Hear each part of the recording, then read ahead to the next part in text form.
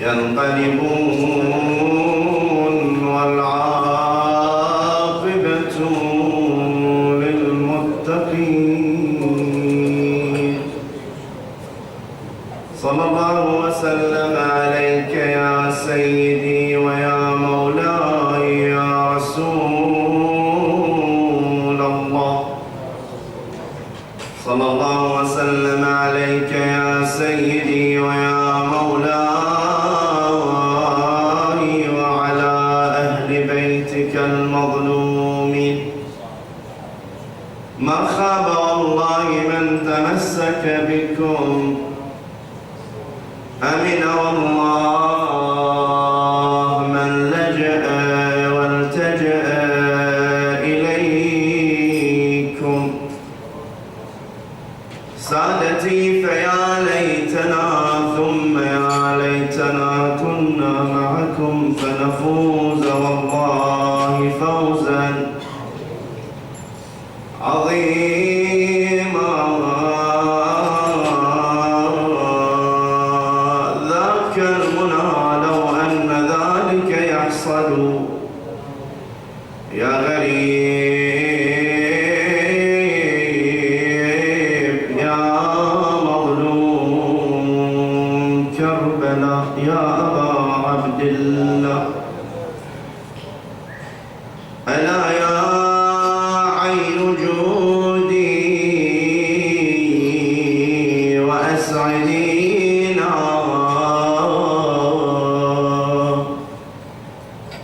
ألا فابكي أمير المؤمنين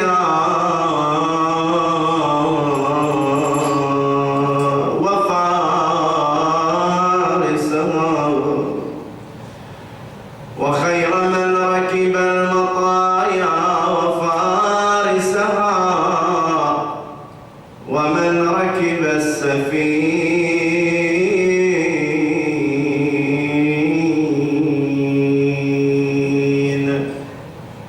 وكنا قبل مقتله بخير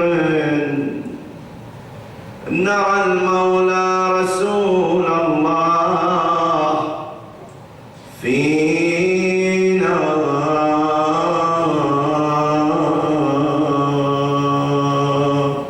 ألا من مبلغ معاوية بن حرب ألا قرت عيون الشامتين وقل للشامتين بنا رويدا سيلقى الشامتون ما لقينا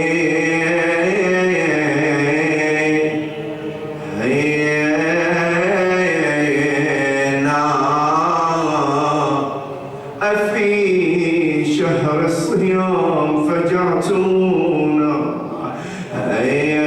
بخير الخلق طرا أجمعين.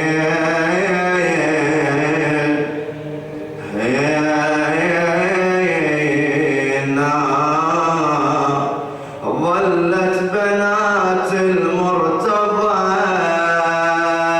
كلهم ينوحوا يقولون أبونا يا حسن متغير إلا تحرك يا ويل المرتضى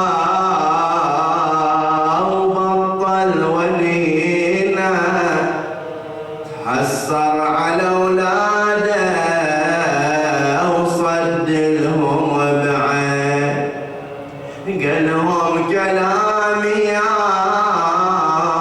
أولادي تسمعونه لازم حسن وحسين بعدي تطيعوا. جني بشبل الحسن فوق الترب نايم بالسم كبده مقطعه أو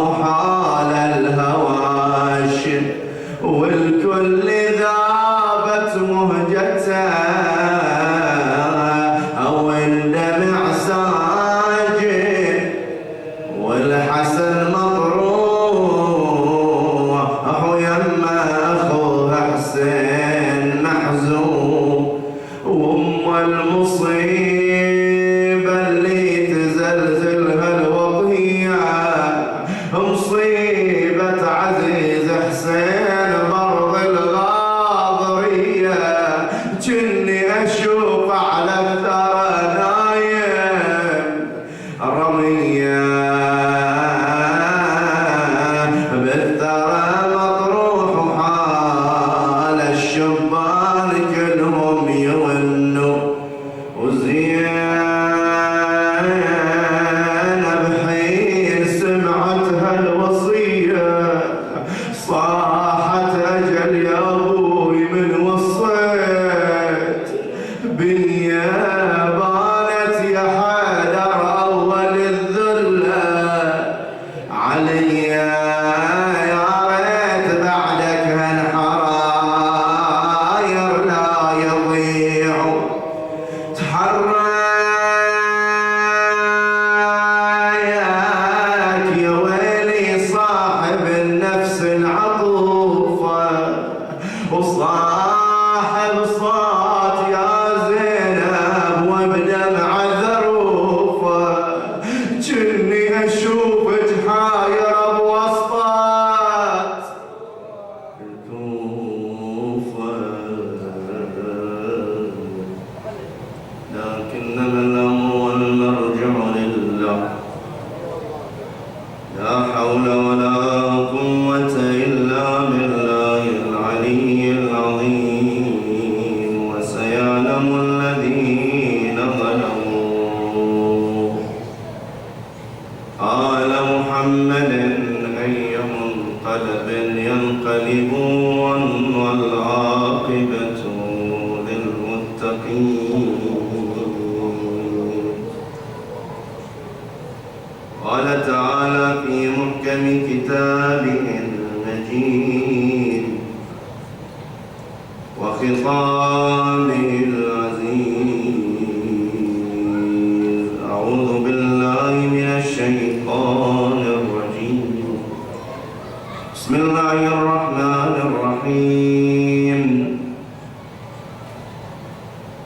قالت أنى يكون لي غلام ولم يمسسني بشر ولم أك بغيا،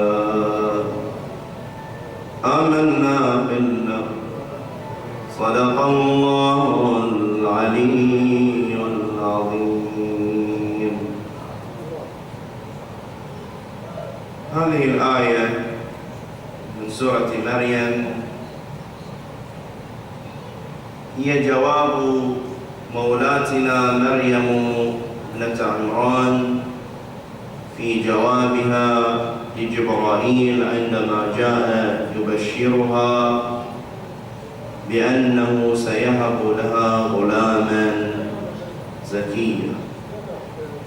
وبطبيعة الحال نعرف أن مريم كما مر علينا في الليلة الماضية لم تتزوج ولم يكن لها زوج، فكيف تلد بغلام وهي لم تقترن ببشر؟ هذا واحد. الطريق الأول كما ذكرنا بالليلة الماضية، والطريق الآخر هو البغي والسفاح والزنا والعياذ بالله.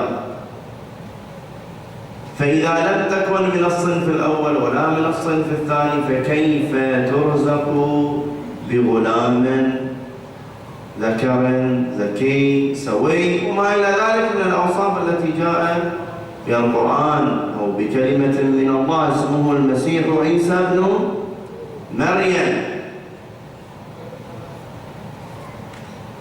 لكن الملك أجابها أن ذلك على الله هين، لأن الأمر داخل في حيز القدرة الإلهية. فكما أولد آدم من غير أب ولا أم، يستطيع أن يولد عيسى من غير أب. ومن هنا ندخل في قصة نبي الله عيسى عليه السلام. بالأمس ذكرنا مقدمة لقصة والدته مريم لنجعلها مدخل إلى حياة النبي عيسى عليه السلام، ولنتصور أن نحن في ليلة واحدة بنخلص نبي الله عيسى. يمكن نقزر إياكم العشرة كلها على نبي الله عيسى عليه السلام، لأن حياة مليئة لها أبعاد كثيرة ولها ارتباطات بالدين الإسلامي وثيق جدا، ولذلك احنا نحاول نركز على هذه الجوانب ليلة وراء ليلة، خصوصا ان الوقت بعد يعني مو متسع، يدوب يمكن 3 ساعة ليس فيها الحديث، من باب ان نخرج ولو بفائدة قليلة جدا حول شخصية نبي الله عيسى. ولذا راح اطرح مقدمة ومن ثم راح ادخل في بيان الآيات اللي راح إن شاء الله هذه الليلة نتناولها حول شخصية النبي عيسى عليه السلام، الذي تعتبر شخصيته من الشخصيات التي بشرت صريحا بنبوة النبي محمد.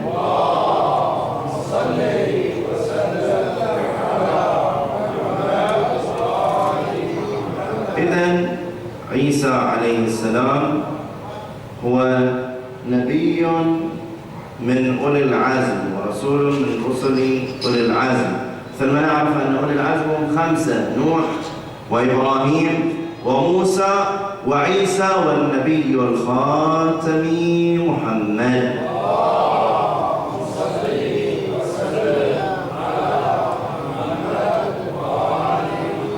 فهو أحدهم، أحد الأنبياء، أنبياء أولي العزم. نبي الله عيسى ورد ذكره في القرآن الكريم 25 مرة بلفظ عيسى، و13 مرة بلفظ المسيح. قصته تكررت كثيرا في القرآن الكريم. طبيعة القرآن أنه يكثر نفس عنوان القصة، يعني مثلا قصة نبي الله موسى لاحظ من أول سورة إلى آخر السورة القرآنية تتكلم عن قصة نبي الله موسى، ولكن شنو الفارق؟ هنا يذكر جانب من القصة، هناك يذكر جانب آخر، هنا يذكر قضية، هناك يذكر واقعة أخرى. بعد ذلك إذا جمعنا جميع الآيات نخرج بمادة واحدة عنوانها قصة نبي الله موسى. كذلك بالنسبة لنبي الله عيسى تكررت كثير قصته والكلام عنه، ولكن مجموعها يعطينا عنوانا عاما هو قصة نبي الله عيسى عليه السلام.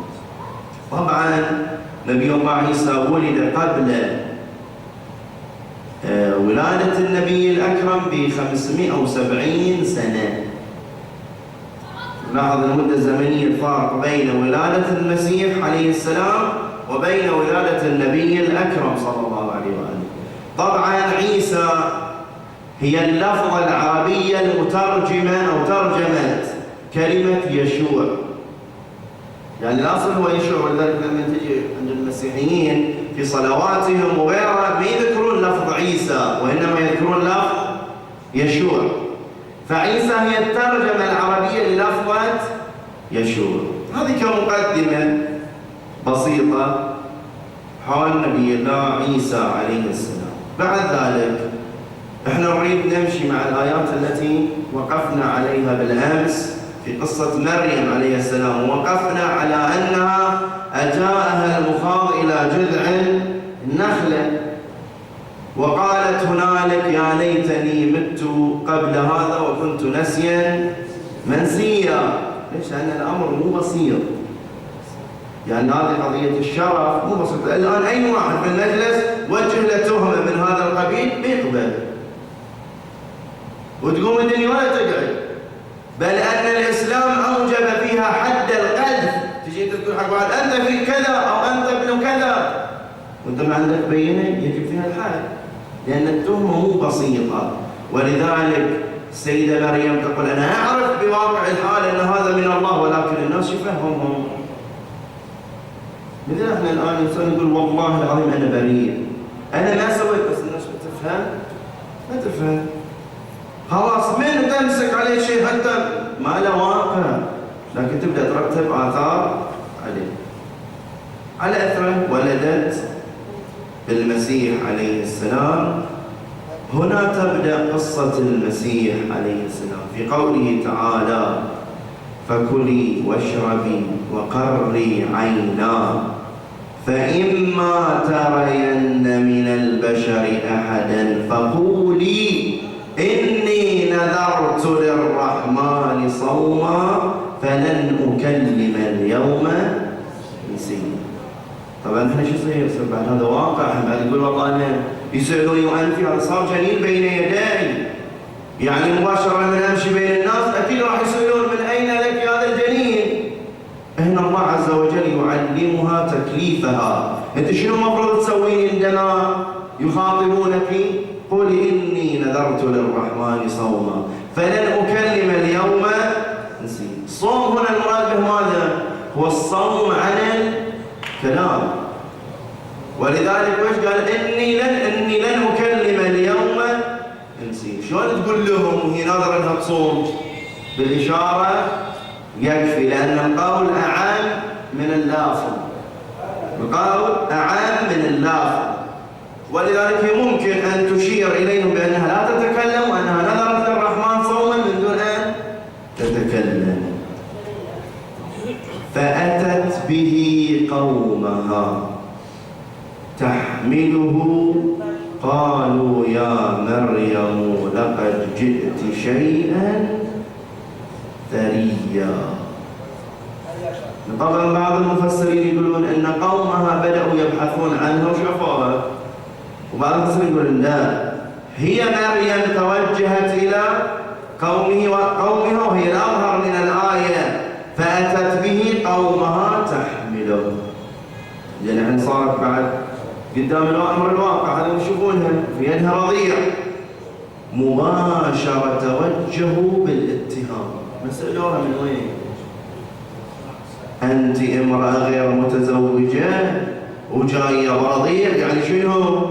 جئت بأمر فظيع جدا فادح، جئت بأمر منكر، جئت شيئا فريا. شوف بعدين شو يقولون له؟ يا أخت هارون ما كان أبوك امرأ سوء وما كانت أمك بغيا. زين، هنا راح نقف على الكلمة يا أخت هارون.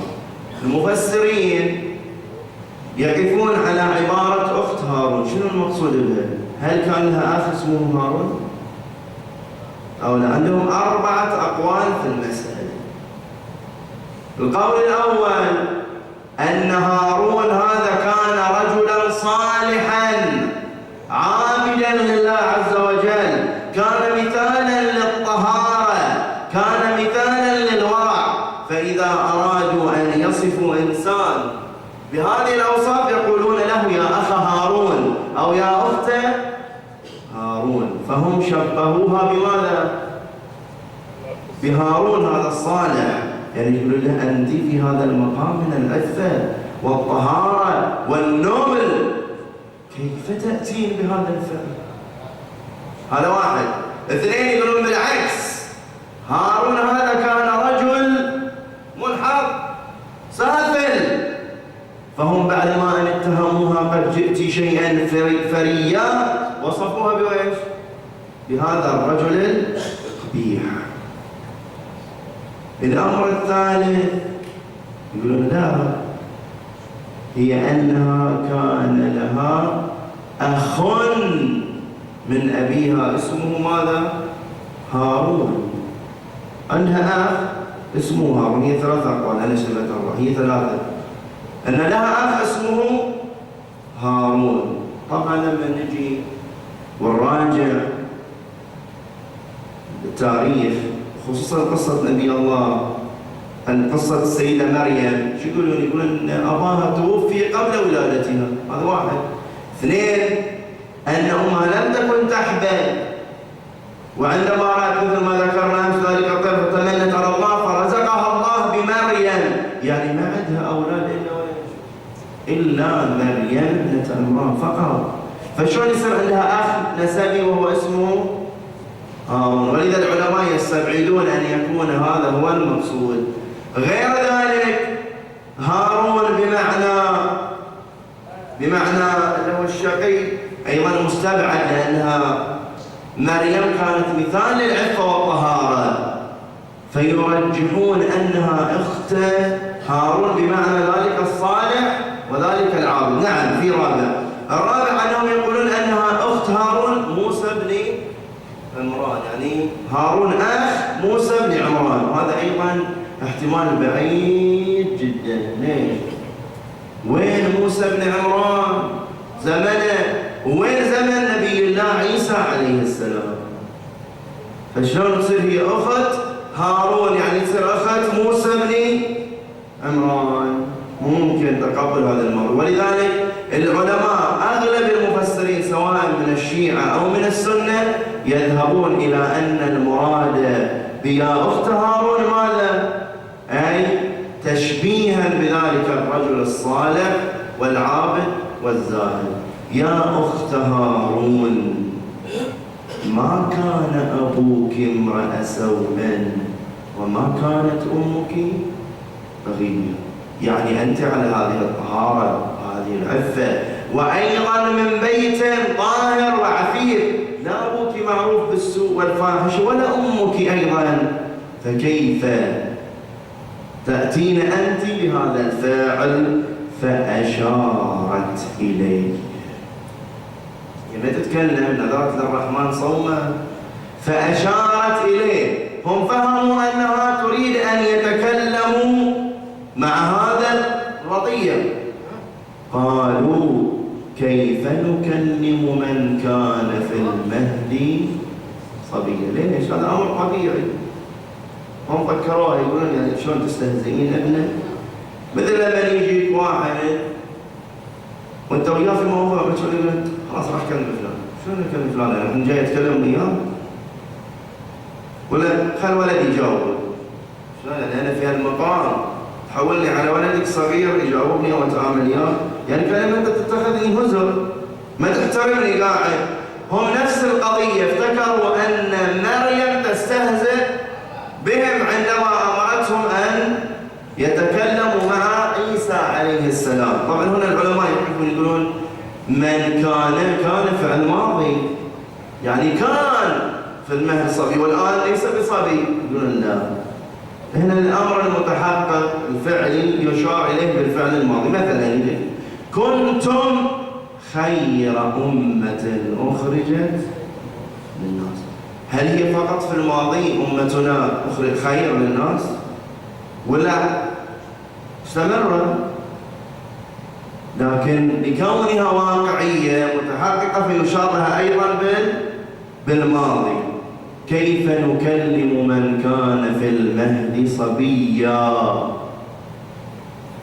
هنا مباشرة تكلم نبي الله عيسى عليه السلام من باب أن يرفع التهمة عن والدته، أن يبرئ والدته مما اتهمت. تخيل شو هي اتهمت بالفاحشة، اتهمت بأنها جاءت أمرا فظيعا. قال إني عبد الله آتاني الكتاب وجعلني نبيا. شوف هذه أول ليش أنطقه الله؟ لأنه ممكن فعل يعني فاحش والله عز وجل يبرئ أمة من خلال ايش؟ هذا الرضيع. إذا هي في جانبين، في جانب تبرئة مريم وفي جانب إثبات نبوة نبي الله عيسى عليه السلام، وهي تعتبر من أحد معاجزه. قال إني عبد الله. احفظ الأوصاف اللي يقولها لأننا بنرجع عليه. آتاني الكتاب، هذه اثنين، يعني أول عبد الله، ثانيا آتاني الكتاب وجعلني نبيا، هذه ثلاثة. وجعلني مباركا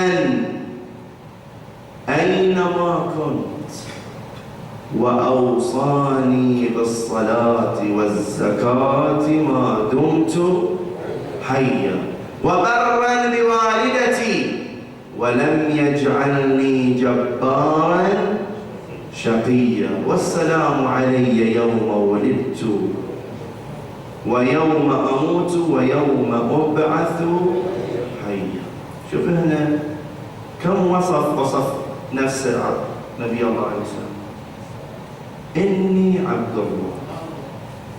هذا المقام أعلى المقامات التي يصل إليها الإنسان، هو مقام العبودية المحضة لله عز وجل. شوف نبي الله النبي الخاتم عندما جاءه جبرائيل قال إن الله يخيرك بين أن تكون ملكا نبيا أو تكون نبيا، قال إني أختار أن أكون عبدا نبيا.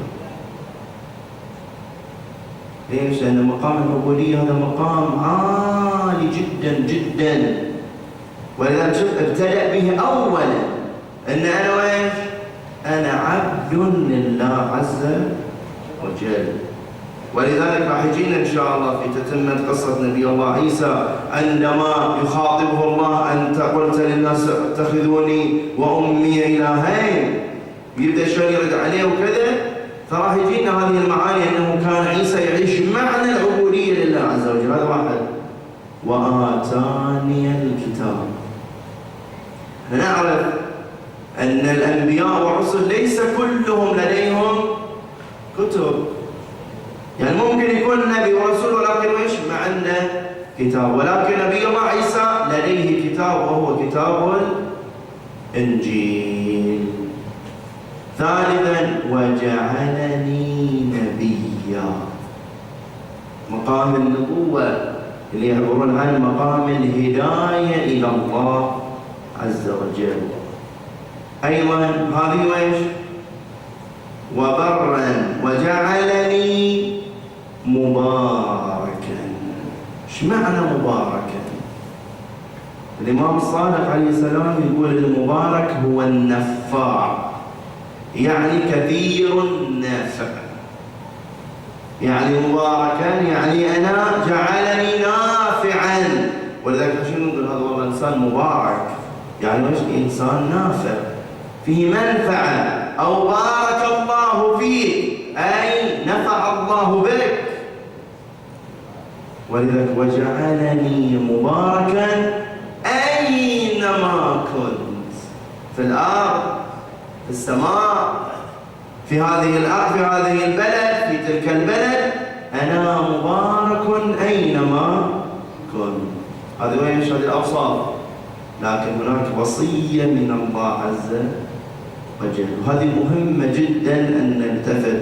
احنا الآن لما يجي عالم من العلماء ويطلع وصية للمجتمع الإسلامي تشوف الناس كلها تتناقلها وتحرص ايش بالمرجع قال توصى بهالشكل، شوف هذا وصى بهالشكل. الميت لو يوصي بوصية تشوف الناس خصوصا أهله يتراكبون من أجل إيفاء هذه الوصية. الله عز وجل يوصينا على لسان نبيه عيسى وأوصاني بالصلاة والزكاة ما دمت حيا. شوف عنصرين مهمين جدا في عالمنا الذي نعيشه. جانب الصلاة التي ماذا يعبر عنها القرآن؟ إن الصلاة تنهى عن الفحشاء والمنكر واستعينوا بالصبر والصلاة. والزكاة يعني كأنما يقول لنا الجانب الروحي والجانب المادي. هذين العنصرين لهما غاية الأهمية في وجود البشرية. لو نعطل واحد من الاثنين البشرية تنتهي. لأنه أنت تجي واحد وتدخل عنصر الإيمان وبعد ذلك ما تعطيه ما يحتاط به ويعيش، يساوي يدور على طريق آخر يسد به جوعته، يسد به حاجته. ولذلك شوف أمير المؤمنين يقول لو تمثل لي الفقر رجلا. ليش؟ لأن الأساس للانطلاق ناحية السيئات قد يكون بسبب الفقر والحاجة. وهذه مواضيع يعني لو نريد نفتحها بننتهي لأنها مرتبطة. مجتمعنا اليوم لما نجي نشوف هالمشاكل وغيرها ترى ممكن احنا سبب فيه. احنا إذا منعنا الزكاة ومنعنا الصدقة ومنعنا المساعدة ومنعنا العطاء، شو يسوون الفقراء؟ يريدون يسدون الحاجة. فإما أن تسد بالطريق الحلال أو تسد بالطريق الحرام. إذن وأوصاني بالصلاة والزكاة ما دمت حيا. ووصية لا يقول واحد منا مقضي محلها وبرا بوالدتي. طبعا ليش والدتي؟ لأنه ما عنده أب، لكن إحنا شو يصير؟ إحنا المفروض الاثنين. واخفض لهما جناح الذل من الرحمة وقل رب ارحمهما كما ربياني صغيرا. الإمام السجاد يقول اللهم رب اغفر لي ولوالدي وارحمهما كما ربياني صغيرا اجزهما بالإحسان وبالسيئات عفوا غفران. بعد يقول اجعلني أهابهما هيبة السلطان العسوف وأبرهما بر الأم الرؤوف. وهذا المفروض يقف كل إنسان بينه وبين نفسه، خصوصا اللي عنده أم على قيد الحياة أو أب على قيد الحياة، لأن الله قرن إيمانه توحيده ببر الوالدين. وقضى ربك ألا تعبدوا إلا إياه وبالوالدين إحسانا. وهنا يكون نلتفت بعد، يعني ترى المسألة خطيرة مو بسيطة، نفكر إنها بسيطة. مسألة بر الوالدين نفكر إنها بسيطة. ولا تقل لهما أف ولا. شو يقول الإمام الصادق؟ يقول لو وجد الله كلمة أقل من أف لذكرها. زين هذه أف احنا بمجتمعنا شنو؟ هذه بسيطة ما لها قيمة. قولي صارخ، قولي حق، قولي يضرب. الله يضرب صاحبه ولا يحتاج. اليوم روح في قناة اليوتيوب واكتب ابن يضرب امه، شوف كم مقطع يطلع لك.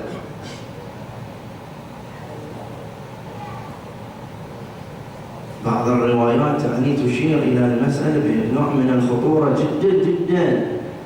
من حد نظره إلى، من رفع نظره إلى والديه نظر حدة بهالمعنى فإنه لا يشم ريح الجنة، وإن ريحها ليشم من مسيرة 100 عام. هذه بس يرفع عيونه شلون لو تكلم وغيرهم شو يفهمهم. ولو تبدأ تأخذ الإنسان عزته بالنفس. ترى يعني احنا المفروض نحمد الله انهم رحيمين، يعني يرفعون كف الضراعه الى الله ويدعون، ولا لو يدعون علينا كان احنا ننتهي، لان دعاءهم مستجاب. ترى سلبا واجابا، دعاهم لك بالتوفيق، دعاهم لك بايش؟ بالهلاك. يكفي ان تشوف مساله وين؟ في دائره الرضا وعدم الرضا. هل نحن نصل إلى دائرة الرضا لهما؟ قال واحد والله الحمد لله أمي ماتت، لكن يقول لك انتهت القضية، يعني ماتت انتهت، تفكر من انتهت. الأب والأم برهما حيين وميتين، في الحياة معروف، في الممات أن تتعاهدهما بالأعمال الصالحة. بعض الروايات تقول أن تتعاهد خالتك أخت أمك تبرها كرامة لأمك. بينما اليوم الأمر طبيعي جدا. يعني أنا بزر لازم أقول لك على كل دخل طالع بدل طالع داخل. خلاص أنا صرت حر نفسي، لازم أقول لك إن أنا بسافر. وما إلى ذلك من القضايا والمشاكل. أنا بخير، والدي نوعا ما محتاج، ليش ما أعطيه؟ أنا مكلف به، هو اللي مكلف به، مو أنا مكلف به.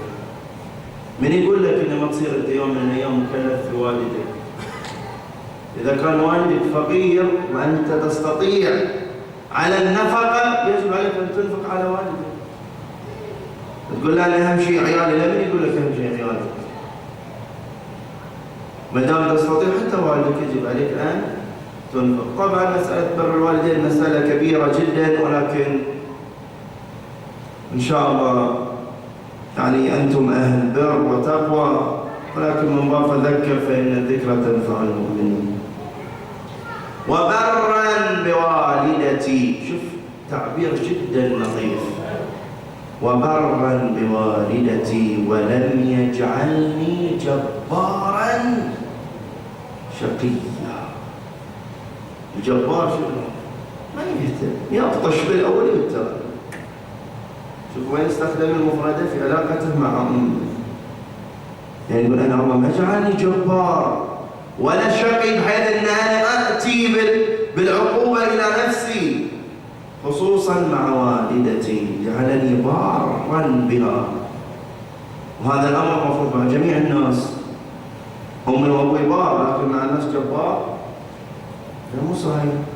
لا بد أتعامل مع الناس جميعا على مسألة الرفق والتعاون. الأمر الأخير، والسلام علي يوم ولدت ويوم أموت ويوم أبعث حيا.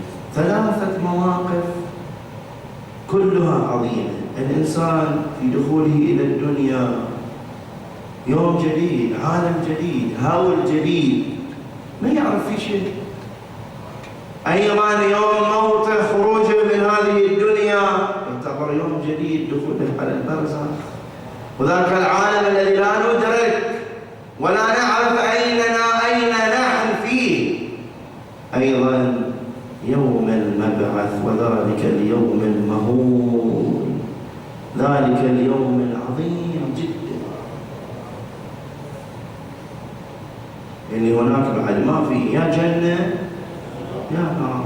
يوم تذهل كل مرضعة عما أرضعت وترى الناس سكارى وما هم بسكارى ولكن عذاب.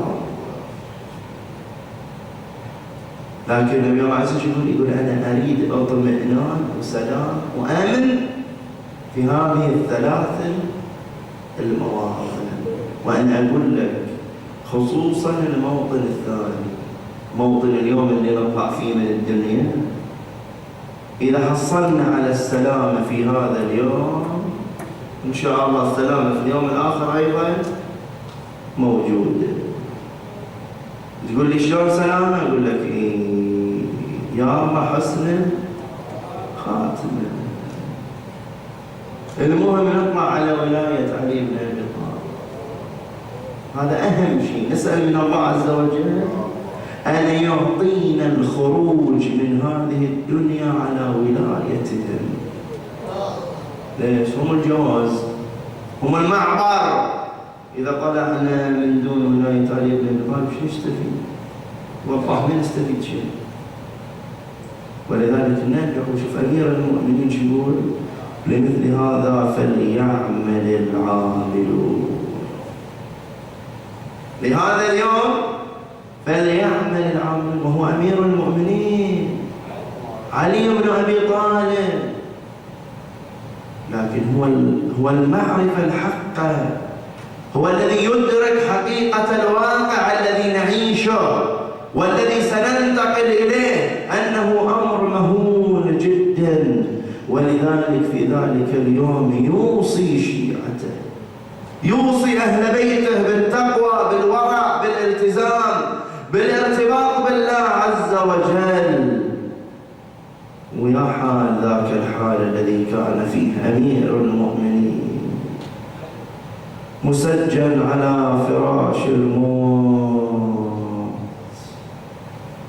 يخضر لونه ساعة، يصفر أخرى، وقد سرى السم في جميع جسده. هذا زينب تنظر إليه تنادي: وعليا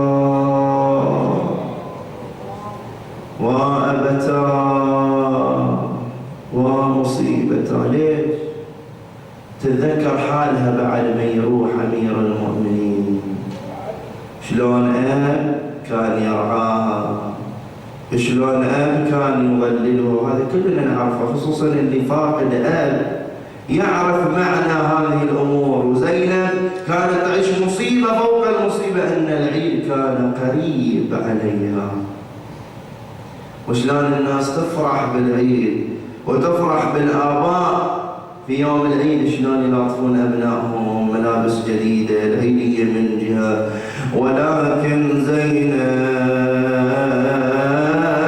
وقفت تتذكر ذلك اليوم، ودموعها على خديها جارية. العيد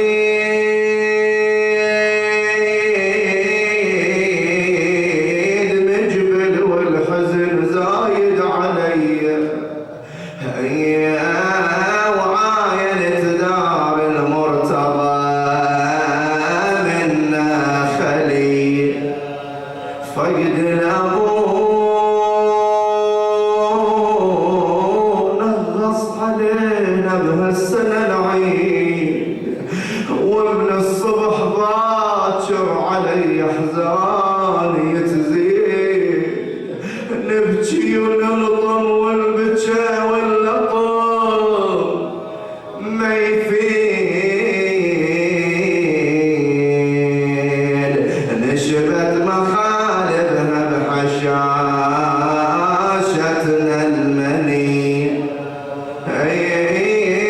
محلى الأبو بالعيد لو جمع أولاده ولبسهم الزينة على جاري العادة. يطيب القلب رفرف عليهم بالهنا طير سعادة. يطيب القلب وتصير عيشتهم هني. واحنا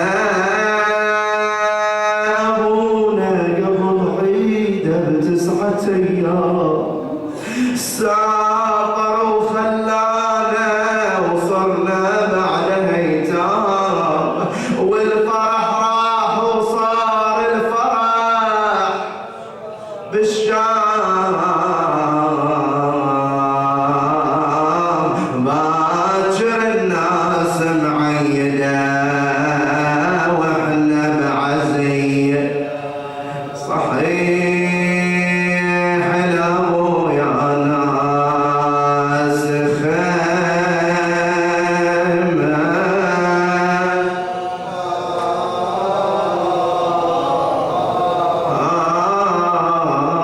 يفيح العيال وحريمه. عظيمه يا ابوي والله عظيمه.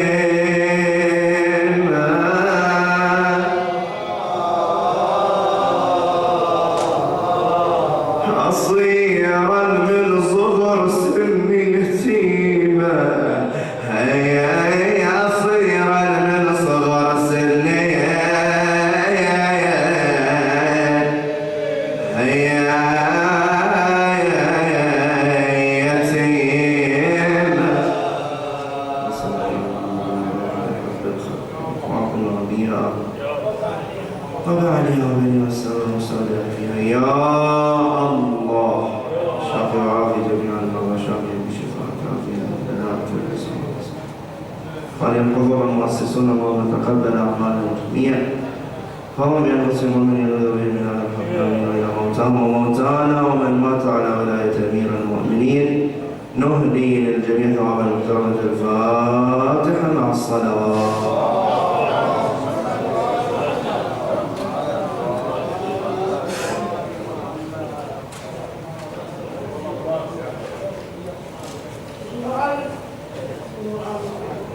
لا